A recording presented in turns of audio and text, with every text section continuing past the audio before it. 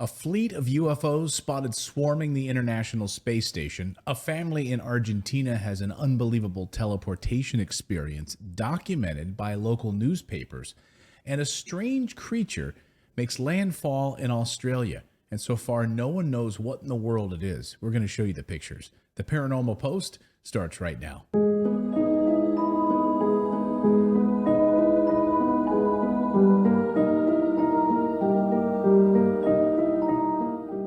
Welcome to the Paranormal Post. I'm Clayton Morris. This is your weekly roundup of the 5 biggest paranormal stories of the week. Now, we publish these videos 3 times a week, so go ahead and hit that subscribe button and turn on that little bell notification so you'll get a little message every time we publish a new video. We start today with an unbelievable story of the International Space Station. Now, it's important to understand right now, of course, that there are 2 Russians and 1 American on board the International Space Station. Imagine what dinner conversations are like right now. And by the way, in 3 weeks, the Russians are set to bring all 3 astronauts back home, including the American. And right now, who the heck knows what's going to happen there? So there's this larger drama that's unfolding on the International Space Station. But perhaps more astonishingly are the number of UFOs that keep appearing around the International Space Station. And this week, we now saw a flotilla of 3 UFOs which appeared outside the International Space Station. You have to wonder, guys, like, are these craft showing up to kind of say, hey, to the Americans and the Russians, like, yeah, we're bigger than you. You guys better knock it off down there. I'm just throwing that out there. You let me know in the comments. This footage, though, is available from NASA, and it's astonishing.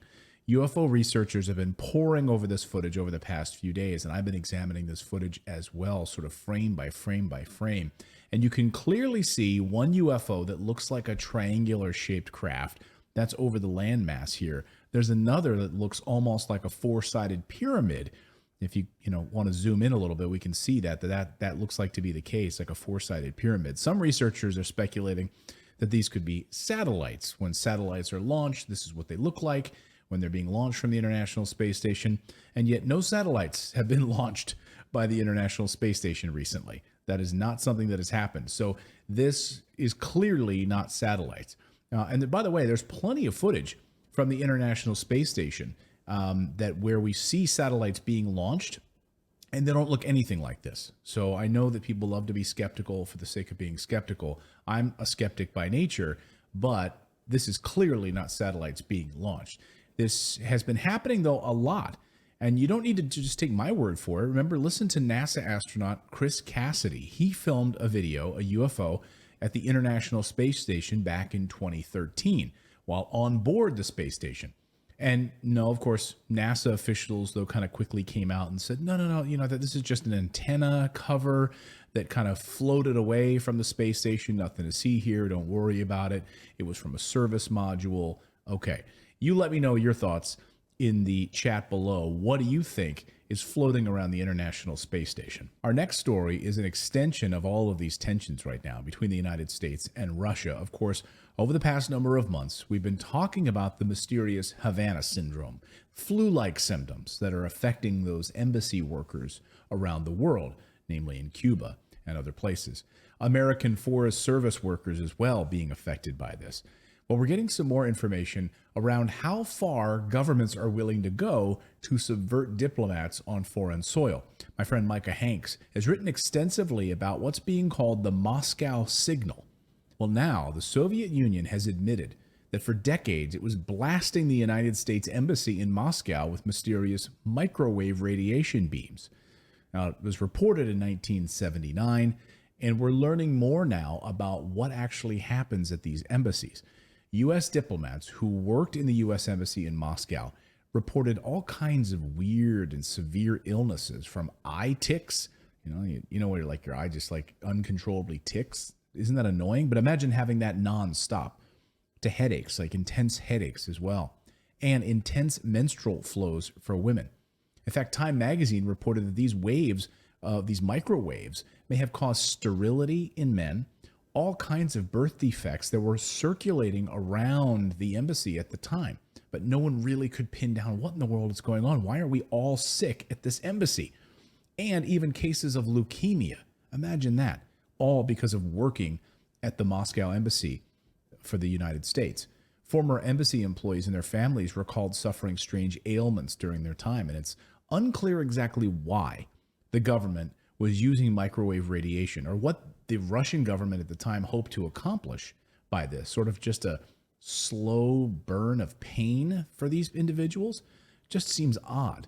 There's still a lot of loose ends around this whole question. U.S. Ambassador Walter Stossel said that there are several loose ends that still remain.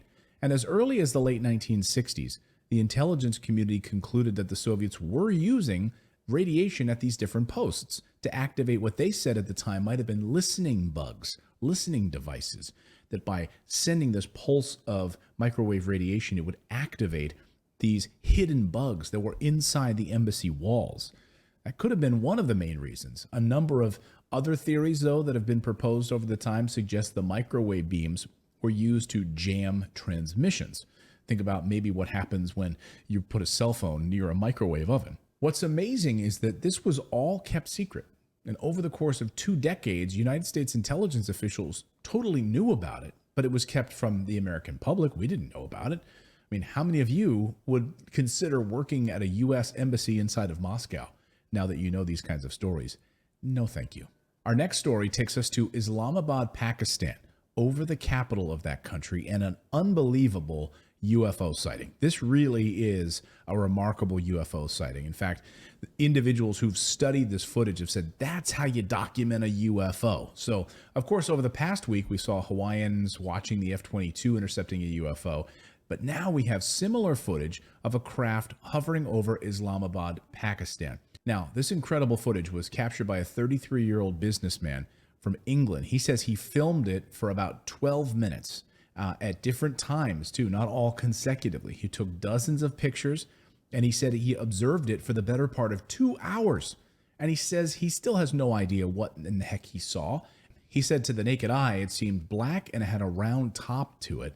I zoomed in. I can clearly see a rough shape here of a triangle with some sort of a clear bulge on top. He also says that this unidentified object floated there for more than 2 hours, and he didn't move at all. I mean, it was hovering there in one spot. It wasn't going anywhere. And look, he says it was not a drone. Now, I've got one of the best drones on the market I got for Christmas. This was my big Christmas gift. And the battery lasts for about 45 minutes. And when he says he zoomed in about 9x at one point to get a close up on this thing. And of course, this craft is at a focal length that I'm telling you what, if you go 100 yards away from a drone, you're not going to see my drone. It's going to disappear to the naked eye. Now, I can tell you, this is not a drone at that distance and that focal zoom. Absolutely not the case. It's going to look tinier than a bird. And it was really far away, he said. He said, this is clearly not a bird. Others have speculated it might be a kite. He said, no, it was so high. It would never be a kite that high. If you think this is a bird hovering there, I mean, what's a bird going to do hovering in the same spot for 2 hours? Can birds do that? I mean, I know seagulls can do that on a coastline where there's a lot of wind. There's no wind over Islamabad, Pakistan that's going to sustain one bird in one spot for 2 hours. Not going to happen. Now, he says he witnessed the object moving, but at very low speed, and then it just hung there for hours. And then it suddenly disappeared, blinked out. He unfortunately says he didn't capture that part on camera at the time, and he just lost sight of it, just disappeared.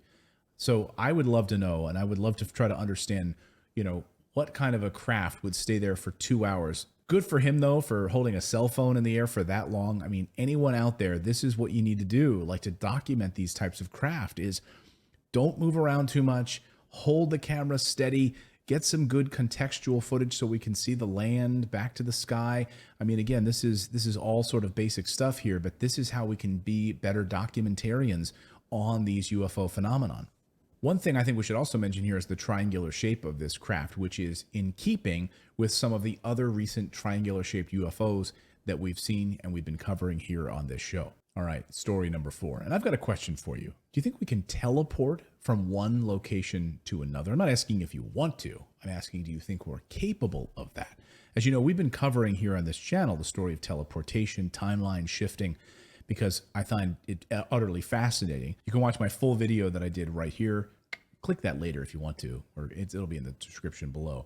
A whole video I did on timeline shifting individuals, which is pretty amazing. But an unbelievable story now out of Argentina from just a few weeks ago. Now, a family claims they teleported roughly 26 kilometers. 26 kilometers. And this was all reported in local Argentinian newspapers. A family of 3 residents were in La Pampa province when they were driving their car along the Highway 105 late at night, returning to their home in the province of St. Luis. Around midnight, the married couple and their son reached this road arch called the San Luis Road Arch, which is on the border of the provinces, which you're always aware of when you pass through one of these county or state markers. I know I was always aware of these things when I would cross a state border or see the big signs. Late at night or not, you're going to see this and you're going to mark the time on your clock. Well, that's when the couple says they saw the lights that they first thought was a reflection from a local agricultural greenhouse community, but it wasn't.